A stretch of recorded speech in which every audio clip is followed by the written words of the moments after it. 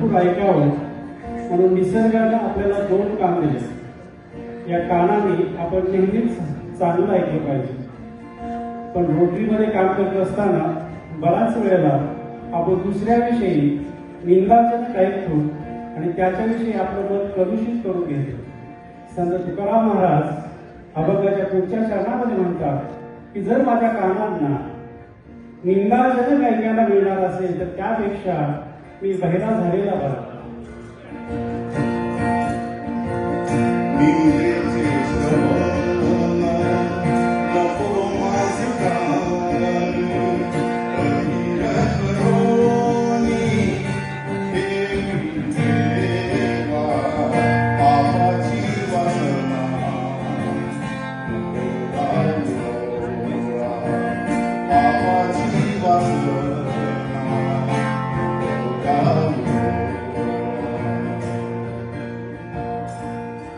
Ramakrishna Hari.